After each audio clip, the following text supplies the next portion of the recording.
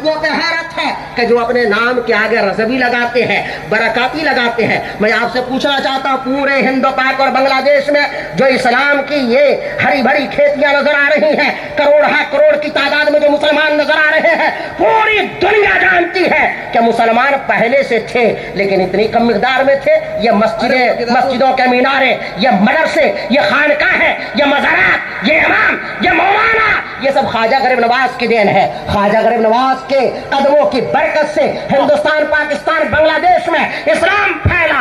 آج وید کہاں ہے؟ انڈیا میں ہے۔ کچھوچا کہاں ہے؟ انڈیا میں ہے۔ درگاہ نظام الدین اولیاء کہاں ہے؟ انڈیا میں ہے۔ خواجہ قطب الدین بختیار کاکی کا دربار کہاں ہے؟ انڈیا میں ہے۔ مارہرہ مطہرہ کے مشائخ کہاں ہے؟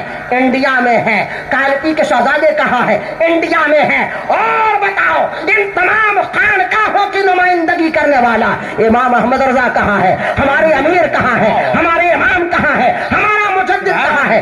انڈیا میں۔ لیکن وہ جو اپنے نام کے آگے برکاتی لکھتے ہیں، قادری لکھتے ہیں، مصباحی لکھتے ہیں، رضوی لکھتے ہیں، چشتی لکھتے ہیں، ان کو ایک نیا دین پروڈکٹ کیا گیا۔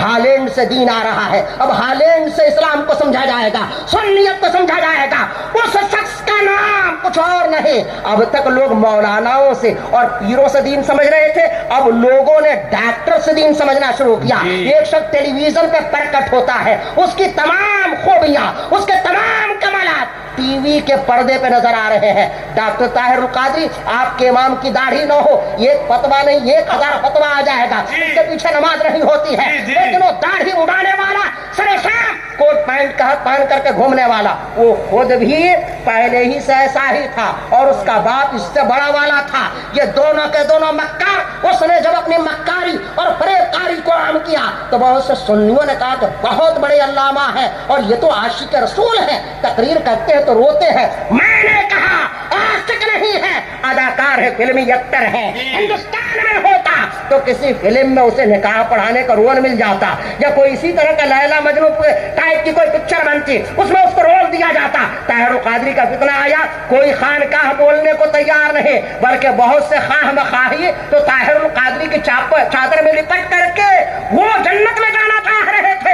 لیکن سنو، جب طاہر القادری نے صلح کلیت کو پھیلانا شروع کیا تو کون کھڑا ہوتا ہے؟ حضور تاج الشریعہ کھڑے ہوتے ہیں، اور اس کے خلاف جب آپ نے بیان دیا، جب آپ نے فتوا دیا، آپ نے دیکھا طاہر القادری کا حال کیا ہوا۔ طاہر القادری کہاں پہنچ گیا؟ بامبے میں آج سے تقریباً 30 سال پہلے ہمارے سنی بعض علماء نے ایک تنظیم بنائی اور اس تنظیم کا نام رکھا گیا علماء کونسل۔ کہا گیا کہ اس میں سنی بھی ہوگا، اس میں شیعہ بھی ہوگا، اس میں غیر مقلد بھی ہوگا، اس میں دیوبندی بھی ہوگا۔ تمام خانقاہیں خاموش ہیں، تمام دارالفتہ خاموش ہیں، تمام مولانا خاموش ہیں، مقرر خاموش ہیں۔ حضور تاج الشریعہ کو جب یہ بات معلوم ہوتی ہے تو آپ نے فرمایا کہ اے سنیوں، تم بد مذہبوں سے کیوں میل کر رہے ہو؟ تم آپس میں سنی سے متحد ہو جاؤ۔ حضور تاج الشریعہ پہ جو لوگ یہ الزام لگاتے ہیں اور ہم لوگوں پہ کہ یہ لوگ کبھی لوگوں کو ملنے نہیں دینا چاہتے، ہم کہتے ہیں کہ سنی سے مل جائے، تم کہتے ہو سنی وہابی سے مل جائے۔ اسی کو کسی نے کہا تھا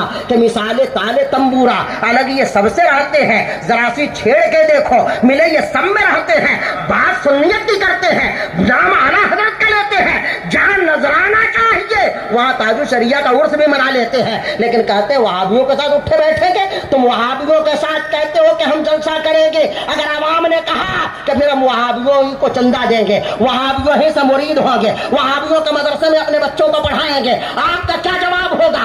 عوام کو کہتے ہو کہ وہابی سے سلام کلام حرام ہے، تم جلسوں میں جاتے ہو کیا؟ تم منہ بند کر کے جاتے ہو کیا؟ ہاتھ اپنا روک لیتے ہو کیا؟ وہاں جا کے دیوبندیوں سے ہاتھ بھی ملاتے ہو، وہابیوں کے سامنے ہاتھ باندھ کے کھڑے رہتے ہو، ان کا نام لیتے ہو، عوام کو کس منہ سے دھوکہ دو گے؟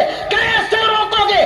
آج عوام میں جو صلح کلیت پھیل رہی ہے وہ اسی بنیاد پر کہ جب ہمارا مولانا خود سیلفی لیتا ہوا نظر آ رہا ہے، جب ہمارا مولانا فوٹو کھنچاتا ہوا نظر آ رہا ہے، نام میں اس کے رضوی لگا ہوا ہے، خلیفہ لگا ہوا ہے، میں کہتا ہوں ایسے لوگ خلیفہ نہیں ہے، یہ خلیفہ ہو جائے یہی بہت بڑی بات ہے۔ یہ حروف تہجی کے پا ہے، یہ خلیفہ نہیں ہے، وہ مرید نہیں ہے، وہ کسی اور کا مرید ہوگا. بہت سے ایسے ہیں کہ ان کا عمل تو ایسا ہے کہ کسی مونگ پھلی بیچنے والے کا بھی عمل نہیں, لیکن وہ کہتے ہیں کہ ہم عطائے مفتی اعظم ہیں. ارے ہم کہتے تم عطا مفتی اعظم کی کیسے ہو سکتے ہو؟ کسی ایسے ویسے کی خطا ہوگی, وہ اور بات ہوگی کہ تم لوگوں نے اپنے ناموں میں یہ اچھے اچھے نام رکھ لیے ہیں. جیسے کسی کے گھر بچہ پیدا ہوا, بچہ لنگڑا لولا کالا کلوٹا, اب وہ پہنچا حضرت علامہ مفتی شکیل صاحب کے پاس کباب, کہا کہ اگر بیٹا ہوا ہے نام رکھ دیجئے. ان کو کیا پتا ہے کہ یہ رکشہ چلانے والے کا بیٹا ہے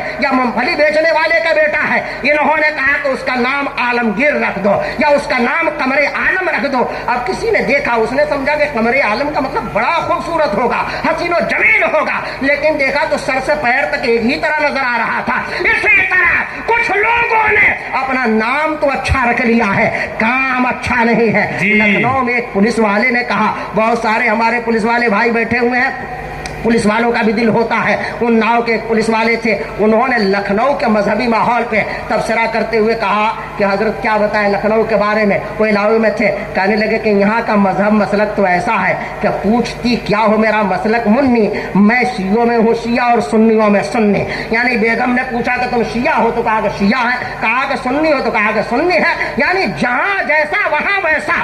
با مسلمان اللہ اللہ, بابر ہمر رام رام, یہ مسلمان کا طریقہ نہیں. صلح کلیہ کا قلعہ حضور تاج الشریعہ نے ایسا قرار کیا ہے کہ آج بھی صلح کلی حیران و پریشان ہے. اللہ تعالیٰ حضور تاج الشریعہ کے فیض و برکات سے ہم سب کو مالا مال فرمائے, اور ان کے سچے جانشین قائد ملت آج بھی ہمارا قائد سویا نہیں ہے بلکہ ایسا جگتا ہوا ہے کہ جس کے اوپر اعلیٰ حضرت کا فیضان جاری ہے, مفتی اعظم کا فیضان جاری ہے, وہ برکتیں جاری ہے.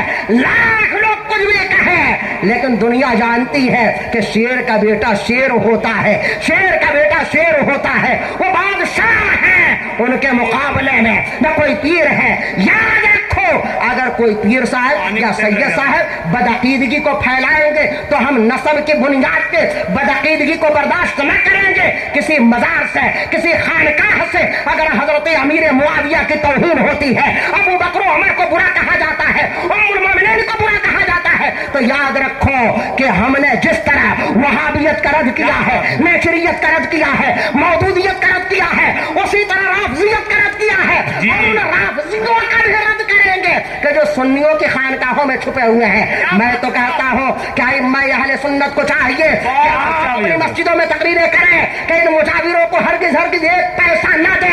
وہاں جو جانور ہیں ان جانوروں کو کھانا کھلا دے, لیکن ان درمندے مجاوروں کو, بے نمازی مجاوروں کو, تاش کھیلنے والے مجاوروں کو, مسلکی اعلیٰ حضرت کے باقی مجاوروں کو, امیر معاویہ کو گالیاں دینے والے مجاوروں کو ایک پیسہ نہ دو. ان کے گیسٹ ہاؤس میں نہ قیام کرو, ان کے ہاتھوں سے چادر نہ چڑھواؤ, ان کے ہاتھوں سے آپ لنگر نہ کھلواؤ, اس لیے کہ تمہارے پیسوں سے یہ عیش کرنے والے مشرقی اعلیٰ حضرت کے ساتھ غداری کر رہے ہیں, مشرق کی توہین کر رہے ہیں, ہمارے بزرگوں کو غلط کہہ رہے ہیں. خواجہ غریب نواز کے دربار میں کوئی مجاور بیٹھا ہو یا کہیں اور بیٹھا ہو, اگر وہ رسول اللہ کے کسی صحابی اور چہیتے کو گالیاں دے گا تو سب خاموش رہ سکتے ہیں, بریلی خاموش نہیں رہے گا, بریلی خاموش نہیں رہے گا.